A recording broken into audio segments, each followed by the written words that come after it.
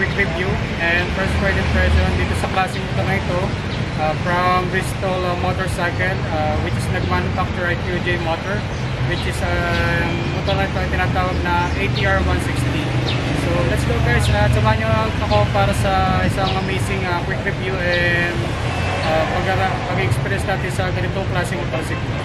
Let's go guys.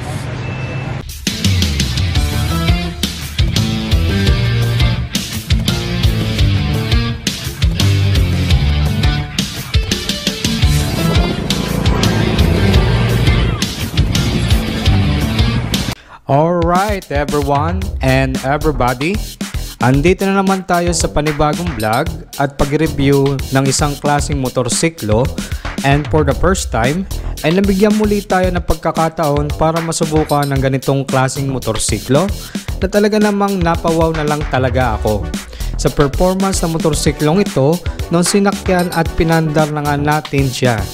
At ano nga ba itong motorsiklo na tinutukoy ko? Walang iba kundi ang nakikita nyo ngayon sa bidyong ito, which is QJ ATR 160. From its maker, QJ Motorcycle Corporation, powered by Bristol Motorcycles, na isa sa mga emerging motorcycle maker in the world. Nasunod din ang gumawa ng iba't ibang klaseng modelong motorsiklo katulad ng SRT Sports Bike Models, SRT Adventure Bike Models, SRB Cruiser Bike Models, at marami pang iba. Well, anyway, before we get started to review this kind of motorcycle and to share again my riding experience to this kind of motorcycle, ay nagpapasalamat po muli ako sa mga supporters and followers ng content at channel na ito. Maraming salamat po sa inyo. Nawa po sana ay pagpatuloy po natin ang pagtangkilik sa content ng channel na ito. Then, kung bago ka lang, napadaan or interesado ka sa mga ganitong content or videos, pakihit naman or pakiclick naman ang subscribe button and notification bell para updated ka palagi sa mga content or videos na ipapalabas natin sa channel na ito. Ipinagpapauna ko na po ang pasasalamat ko po sa inyo. And welcome to Mike Moto TV. Alright everyone, let's get started na nga para may share ko na nga ang kaunting kong nakalap na information about this kind of motorcycle and to share my riding experience to this kind of motorcycle. Ang QJ ATR 160 ay isang klaseng automatikong motorsiklo at may pormadong adventure type na motorsiklo na may haba na itong 1.9 meters, taas na 1.2 meters at lapad na 755 millimeters. Ground clearance niya naman ay nasa 165 millimeters. Seat height naman niya ay nasa 770 millimeters at timbang na 132 kilograms. So sa height natin na 5'5" at timbang natin na 60 kilograms ay kayang-kaya ko pa naman i-handle at i-drive ang ganitong klaseng motorsiklo. Ang QJ Motorcycle ATR 160 na ito ay may 4 valves, 4 strokes, naka-single cylinder, naka-single overhead cam, may 160cc na engine displacement. Ang bore size and stroke naman ito ay nasa 58.5 mm by 57.9 mm. Ang maximum power output niya naman ay nasa 12 kW at 8,500 RPM. Maximum torque 15 Nm at 6,000 RPM. Naka-liquid type of engine with hybrid system technology. Then, ang ATR 160 na ito ay isang ring klaseng fuel-injected type of motorcycle. Ang fuel consumption niya naman ay nasa 45 km per 1 liter with fuel tank capacity of 8 liters. At meron din siyang fuel LED type of cover. Ang engine oil capacity naman ito ay nasa 0.8 liters. Then, mapunta naman tayo sa braking system ni QJ ATR 160 na isa sa mga nice feature ng ganitong klaseng motorsiklo. Comes up with dual hydraulic disc brake type of brakes, both front and rear brake. Parehong naka-dual ABS system at mayroon ding traction control system na makakatulong hindi lang makapagbigay convenience sa isang rider habang ginagamit ang motorsiklong ito, kundi magkaroon ng isang extra safety para sa isang rider habang ginagamit ang ganitong klaseng motorsiklo. Ang wheel type naman ito ay naka-spokes type, both front and rear wheel, at may wheelbase na 1.3 meters. Then mapunta na nga tayo sa mga gulong na motorsiklong ito na talaga namang nakapagbigay attention rin sa akin. From its unique and adventurous type of tires na talaga namang perfect during off-road and out-road riding experience and road surfaces. Which is as size naman ng gulong nito sa hulihan ay 13, 130/70 at ang size naman ng gulong nito ay nasa 14, 110/80 at parehong naka-tubeless type na mga gulong. Ang front suspension naman nito ay naka-inverted type of front of suspension at ang rear suspension naman nito ay naka-telescopic coil spring all dam na talaga namang isa pa ring great feature para sa future owner ng ganitong klaseng motorsiklo na magbibigay ng isang klaseng extra comfortness habang ginagamit ang ganitong klaseng motorsiklo even in any road condition. Ang transmission type naman ng motorsiklong ito ay isa pa ring klaseng CVT type of transmission with V-belt automatic. Then mapunta naman tayo sa mga pailaw ng motorsiklong ito na talaga naman nakapagbigay attention rin sa akin. Comes up with type of LED type of lightings, both headlight and tail light. At ang mga signal light nito na talaga namang kitang kita kahit sa malayuan na talaga namang makakapagbigay extra safety rin para sa isang motorcycle rider. Ang upuan naman ng motorsiklong ito ay sa paring isang amazing feature. Comes up with a spacious and very convenient type of motorcycle seat na pwedeng even in any road condition and even using this on long rides.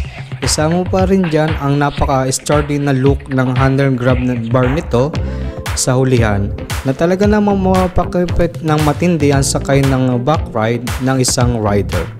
Dan sa ilalim naman ng upo na ito ay matatagpuan ang napaka-spacious na kasyang-kasya ang basic na helmet. Isama na rin dyan ang mga side pockets ito. Comes up with LED cover at 12 volts charging ports. Then, yung exhaust system naman ng motorsiklong ito ay talaga namang napaka-astig at futuristic looks din. Comes up with very responsive muffler na mapapasabi ka na lang talaga na wow na lang talaga. Then, speaking of convenience and comfortness, ay mapunta naman tayo sa handlebar ng motorsiklong ito. Comes up with authentic handlebar position at i-design ito talaga for ergonomic design na perfect gamitin even in any kind of road condition na talaga naman makakapagbigay sa isang rider habang ginagamit ang motorsiklong nito ng isang klaseng comfortness at iwas pangangalay habang ginagamit ang ganitong klaseng motorsiklo. Then, mapunta naman tayo sa ignition system ng motorsiklong ito na isang klaseng EFI type of ignition system. Comes up with different feature like keyless system, which is gumagamit na lang ang motorsiklong ito ng isang klaseng smart key remote system para sa isang convenient way to start and ignite this kind of motorcycle. Also, to secure this kind of motorcycle because meron itong isang klaseng smart theft alarm sa isang klaseng motorsiklong ito. Hindi lang yan, kasama na rin dyan ang idling start and stop system para sa isang convenient way to power up this kind of motorcycle kapag nakahinto at hindi ginagamit ang motorcycle pag na perfect sa mga road traffic conditions at makakatulong din para sa low fuel consumption habang ginagamit ang ganitong klaseng motorsiklo. Bukod dito ay makakatulong din ito para mas tumagal ang lifespan ng makina ng motorsiklong ito. Then mapunta naman tayo sa TFT display ng motorsiklo na ito na talaga naman nakapagbigay attention din sa akin. From its fully digital visual display for more appealing display of speedometers, mileage, fuel gauge, date and time, feature indication at marami pang iba na makakatulong na mabuti sa isang rider para ma-visualize niya ang mga aktibidad sa ganitong klaseng motorsiklo. Ang ATR 160 ay may available ding iba't ibang klaseng colors like red, white, and black. Which is ang pairings naman nito ay kitang-kita na agad ang pagka-adventurous look nito na talaga namang mapapasabi ka na lang na sana magkaroon din tayo ng ganitong klaseng motorsiklo. So kung meron pa kayong ibang alam, nais na idagdag, reaction, komento, or suggestion sa ganitong klaseng video or content about dito sa motorsiklong ito, which is QJ ATR 160, pakilagay na lamang sa comment section ng video ito. Maraming salamat po sa inyo.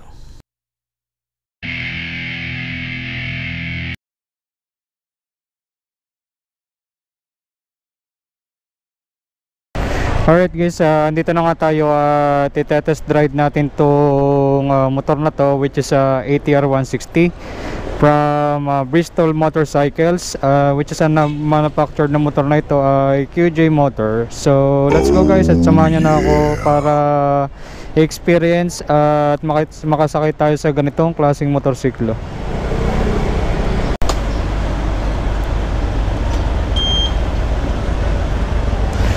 Panda rin natin. Medyo may kataasan din to. Para siyang nagmumukhang ADV 160. Ayun no. Ang ganda ng TFT display. Oh yeah. Grabe. Ngayon na natin to. Test drive na natin to. At maswerte tayo at pinagbigyan tayo makapag-test drive ng ganitong klaseng motor. Parang ang lambot ng kasi ang dami na kasi na ganun nito siguro. Yun no. Pag mo pa lang papiga ko pala ng preno, nandun agad yung responsive ng throttle Oha. Wah. Oh, grabe sa konti pa lang piga ng throttle ko, bakit ganun kaano ito? Ang lakas ng atak. Oh. Bah, ayos nga din Alright guys, at patuloy pa nga ang aking pag-experience dito sa ganitong klaseng motor, which is ATR 160. Talaga naman na-miss ako ngayon sa performance ng ganitong klaseng motor. Kahit naulan na ituloy ang ating ride. Yan Oh ha. Inaano ko na si Samsi, nandun pa rin yung pagkakaupo mo. Convenience din ng habang nag-ride ka ganito sa ganitong klaseng motor. Naikot lang naman ako dito sa may araw ng sa mall. Yan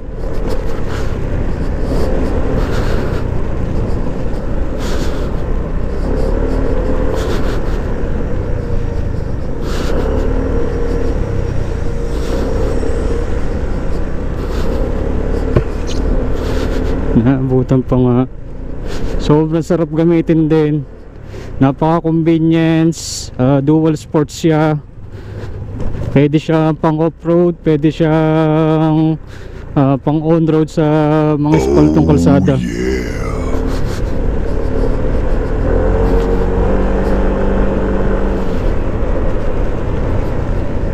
Braking niya, wala akong masabi. Nag-i-response naman yung braking system niya. Isa pa tayong ikot. Yan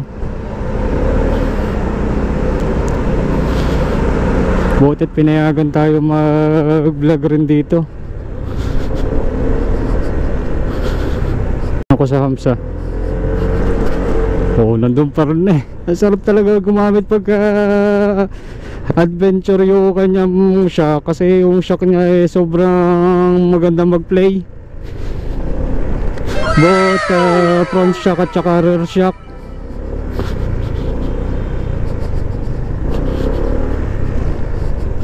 Konti lang yung pag throttle ko, mga gaganito lang pumaano-maano na agad yung makina niya. Hindi pa ako nagto-throttle ng mga kalating throttle. Grabe ang pagka ng makina nito.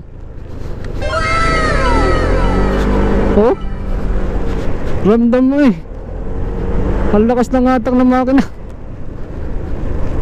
Ayos na ayos to perfect na perfect din itong pang long ride. Tsaka sa mga talagang road condition, katulad nung ride ko dun sa may